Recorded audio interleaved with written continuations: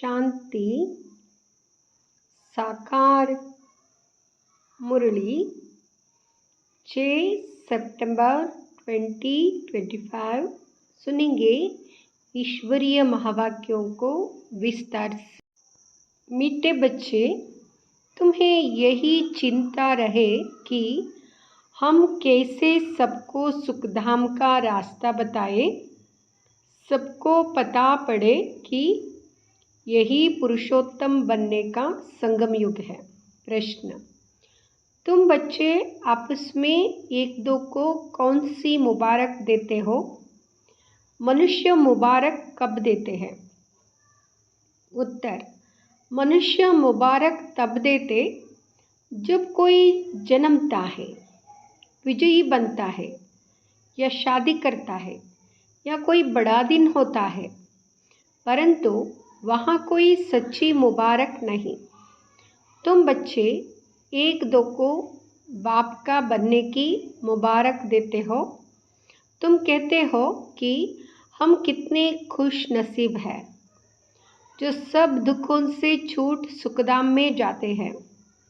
तुम्हें दिल ही दिल में खुशी होती है। ओम शांति। बेहद का बाप बैठ बेहद के बच्चों को समझाते हैं। अब प्रश्न उठता है, बेहद का बाप कौन? यह तो जानते हो कि सबका बाप एक है, जिसको परमपिता कहा जाता है। लौकिक बाप को परमपिता नहीं कहा जाता। परमपिता तो एक ही है। उनको सब बच्चे भूल गए हैं। इसलिए परमपिता परमात्मा जो दुख हरता सुख करता है, उसे तुम बच्चे जानते हो कि बाप हमारे दुख कैसे हर रहे हैं, फिर सुख शांति में चले जाएंगे। सब तो सुख में नहीं जाएंगे, कुछ सुख में कुछ शांति में चले जाएंगे। कोई सतयुग में पाठ बजाते, कोई त्रेता में, कोई द्वापर में। तुम सतयुग में रहते हो तो बाकी सब मुक्तिधाम में।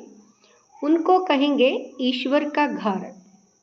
मुसलमान लोग जब नमाज पढ़ते हैं तो सब मिलकर खुदा ताला की बंदगी करते हैं। किस लिए? क्या बहिश्त के लिए या अल्लाह के पास जाने के लिए?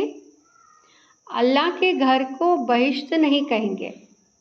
वहाँ तो आत्माएं शांति में रहती हैं, शरीर नहीं रहते। यहाँ जानते होंगे अल्लाह के पास शरीर से नहीं, परंतु हम आत्माएं जाएंगी। अब सिर्फ अल्लाह को याद करने से तो कोई पवित्र नहीं बन जाएंगे। अल्लाह को तो जानते ही नहीं।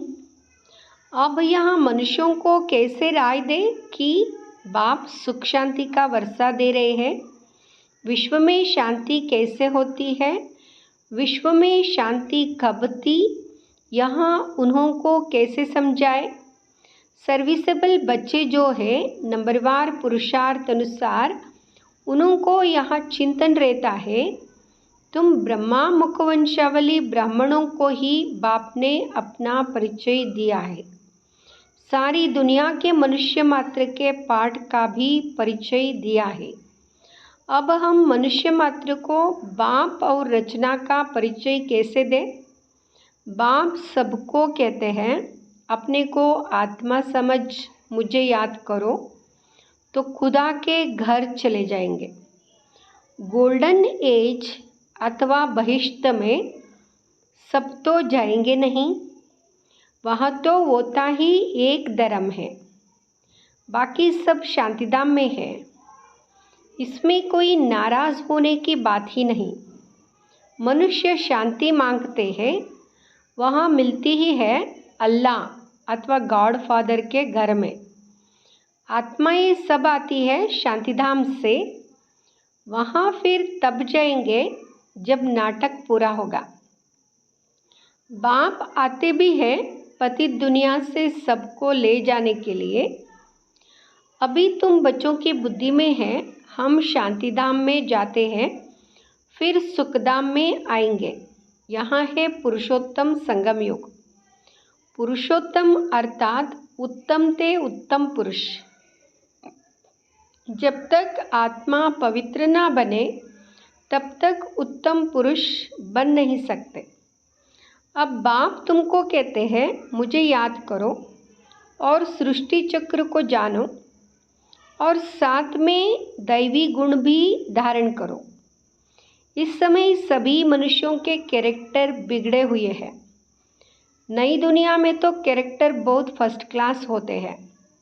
भारतवासी ही ऊंच कैरेक्टर वाले बनते हैं।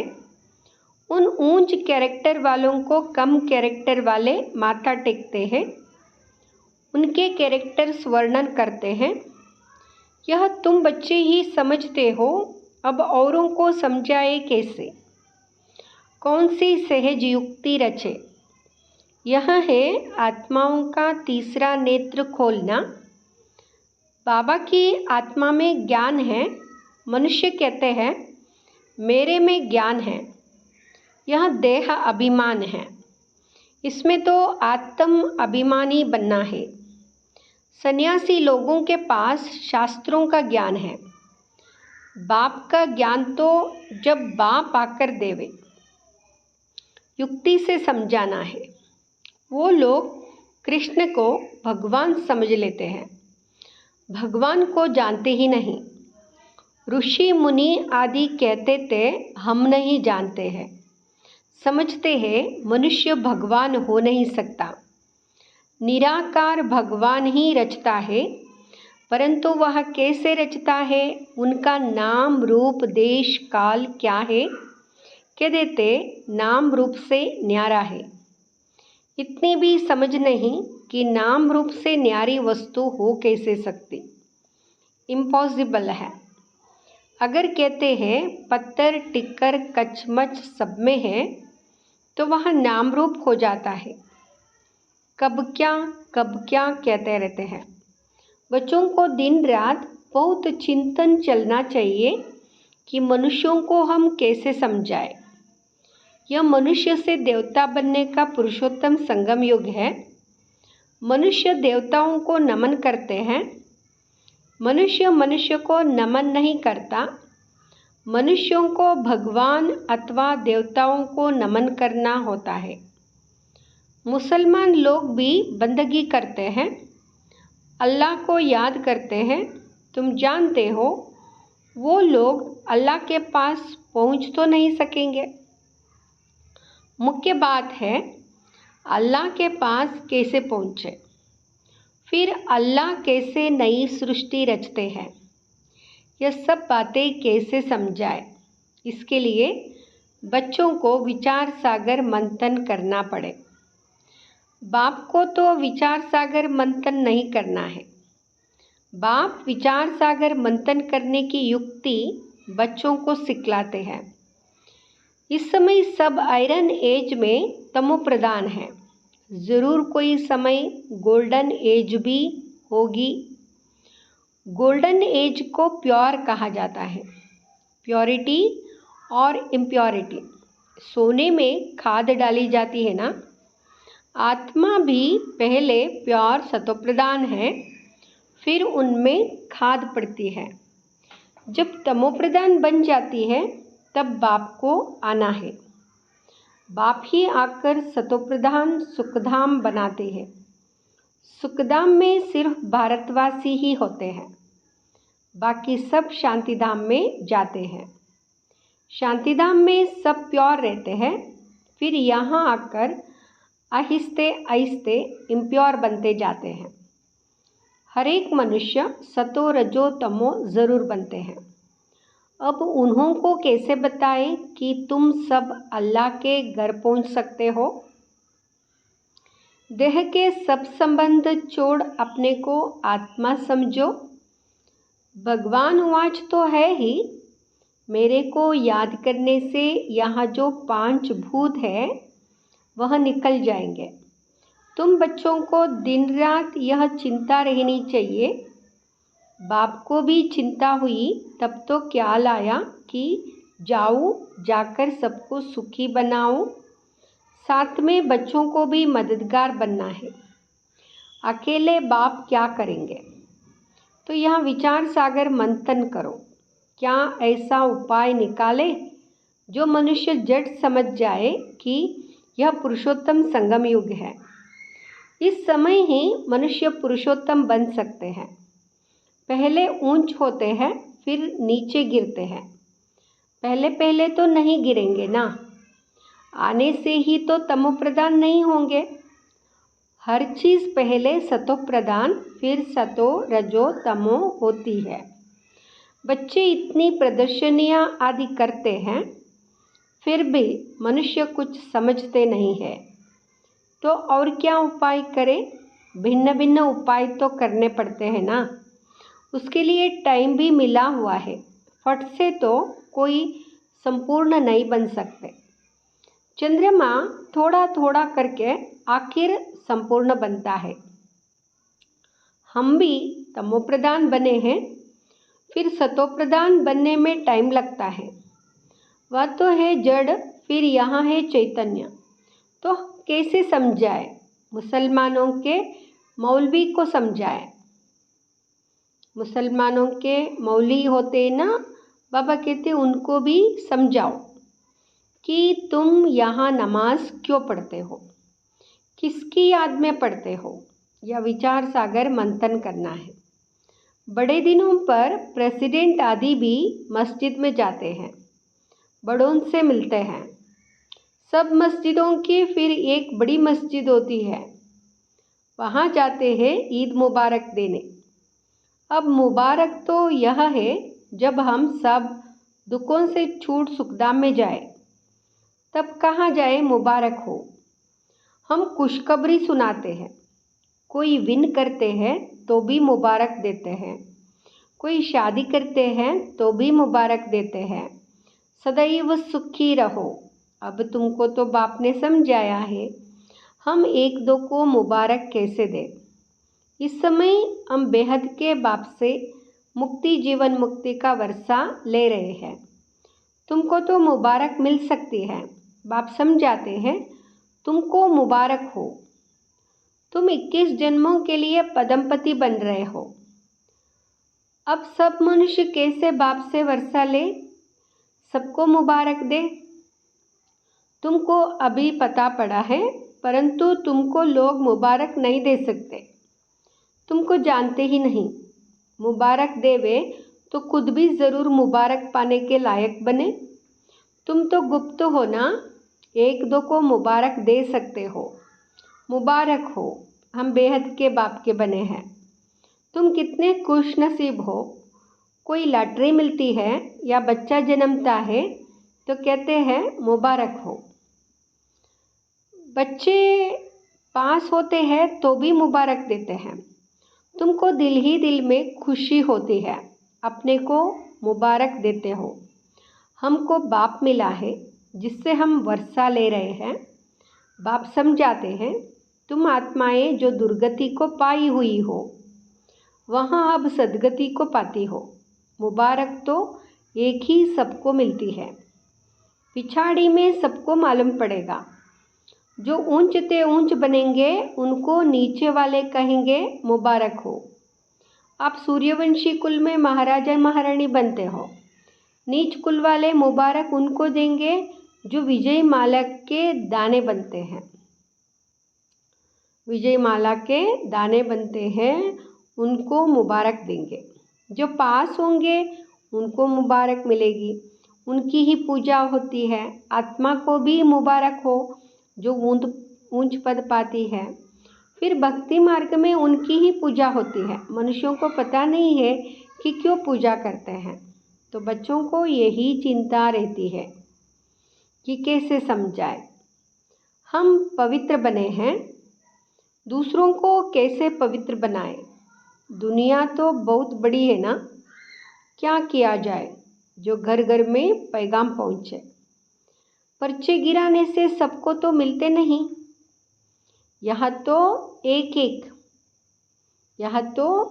एक को हाथ में पैगाम चाहिए, क्योंकि उनको बिल्कुल पता नहीं कि बाप के पास कैसे पहुँचे।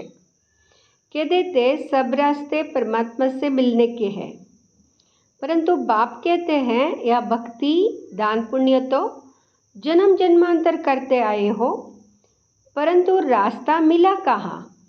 कह देते यह सब अनादि चलता आया है, परंतु कब से शुरू हुआ? अनादि का अर्थ नहीं समझते। तुम्हारे में भी नंबरवार पुरुषार्थ अनुसार समझते हैं। ज्ञान की प्रारब्ध 21 जन्म, वहाँ है सुख, फिर है दुख। तुम बच्चों को हिसाब समझाया जाता है, किसने बहुत भक्ति की है, यह सभी रेजगारी बातें एक एक को तो नहीं समझा सकते। क्या करे, कोई अखबार में डाले, टाइम तो लगेगा। सबको पैगाम इतना जल्दी तो मिल ना सके।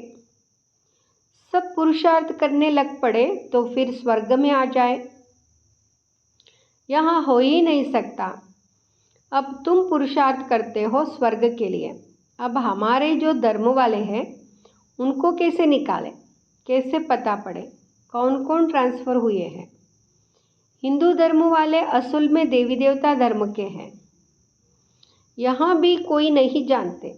पक्के हिंदू होंगे तो अपने आदि सनातन देवी देवता धर्म को मानेंगे। इस समय तो सब पतित है, बुलाते हैं पतित पावन आओ। पतित पावन को बुलाते हैं, पतित पावन आओ। निराकार को ही याद करते हैं कि हमको आकर पावन बनाओ, पावन दुनिया में ले चलो। इन्होंने इतना बड़ा राज्य कैसे लिया? भारत में इस समय तो कोई राजा ही नहीं जिसको जीतकर राज्य लिया हो। वह कोई लड़ाई करके राजाई तो पाते नहीं। मनुष्य से देवता कैसे बनाया जाता कोई को पता नहीं है। तुमको भी अब बाप से पता पड़ा है। औरों को कैसे बताए जो मुक्ति जीवन मुक्ति को पाए? पुरुषार्थ कराने वाला चाहिए ना, जो अपने को जानकर अल्लाह को याद करे। बोलो, तुम ईद की मुबारक किसको कहते हो? तुम अल्लाह के पास जा रहे हो, पक्का निश्चय है, जिसके लिए तुमको इतनी खुशी रहती है। या तो वर्षों से तुम करते आए हो, कभी खुदा के पास जाएंगे या नहीं? मूंझ पड़ेंगे। बरोबर हम जो पढ़ते करते हैं, क्या करने के लिए? ऊंचते ऊंच एक अल्लाह ही है। बोलो, अल्लाह के बच्चे तुम बोल सकते हो, अल्लाह के बच्चे तुम भी आत्मा हो। आत्मा चाहती है हम अल्लाह के पास जाए। आत्मा जो पहले पवित्र थी अभी पतित बनी है। अभी इनको वैष्ठ तो नहीं कहेंगे, सब आत्माएं पतित है। पावन कैसे बने? जो अल्लाह के घर जाए। वहाँ विकारी आत्मा होती नहीं, वाइजलेस होनी चाहिए। आत्मा कोई फट से तो सतोप्रधान नहीं बनती। यह सब विचार सागर मंथन किया जाता है। बाबा का विचार सागर मंथन चलता है तब तो समझाते हैं ना। ब्रह्मा बाबा का विचार सागर मंथन चलता है इसलिए समझाते हैं। युक्तियाँ निकालनी चाहिए, किसको कैसे समझाए। अच्छा, मीठे मीठे सिकिलदे बच्चों प्रति माता पिता बाप दादा का याद प्यार और गुड मॉर्निंग। रूहानी बाप की रूहानी बच्चों को नमस्ते। हम रूहानी बच्चों की रूहानी माता पिता बाप दादा को याद प्यार गुड मॉर्निंग नमस्ते। शुक्रिया बाबा। धारणा के लिए मुख्य सार। फर्स्ट, जैसे बाप को ख्याल आया कि मैं जाकर बच्चों को दुखों से छुड़ाऊं, सुखी बनाऊं, ऐसे बाप का मददगार बनना है। घर घर में पैगाम पहुंचाने की युक्तियाँ रचनी है। दूसरा, सर्व की मुबारकें प्राप्त करने के लिए विजय माला का दाना बनने का पुरुषार्थ करना है, पूज्य बनना है। वरदान, करनहार और करावनहार की स्मृति से लाइट के ताजदारी भाव। करनहार और करावनहार की स्मृति से लाइट के ताजदारी भाव। मैं निमित्त कर्मयोगी करनहार हूँ, करावनहार बाप है। अगर यह स्मृति स्वतः रहती है तो सदा लाइट के ताजदारी व बेफिक्र बादशाह बन जाते। बस बाप और मैं तीसरा ना कोई। यहाँ अनुभूति सहज बेफिक्र बादशाह बना देती है। जो ऐसे बादशाह बनते हैं वही माया जीत, कर्मेंद्रिया जीत और प्रकृति जीत बन जाते हैं। लेकिन यदि कोई गलती से भी किसी भी व्यर्थ भाव का अपने ऊपर बोझ उठा लेते तो ताज के बजाय फिक्र के अनेक टोकरे सिर पर आ जाते हैं। स्लोगन: सर्व बंधनों से मुक्त होने के लिए दैहिक नातों से नष्ट मोहा बनो। अव्यक्त इशारे: अब लगन की अग्नि को प्रज्वलित कर योग को ज्वाला रूप बनाओ। योग में जब और सब संकल्प शांत हो जाते हैं, योग में और सब संकल्प शांत हो जाते हैं, एक ही संकल्प रहता, बाप और मैं। इसी को ही पावरफुल योग कहते हैं। बाप के मिलन की अनुभूति के सिवाय और सब संकल्प समा जाए तब कहेंगे ज्वाला रूप की याद, जिससे परिवर्तन होता है, जिससे परिवर्तन होता है। ओम शांति।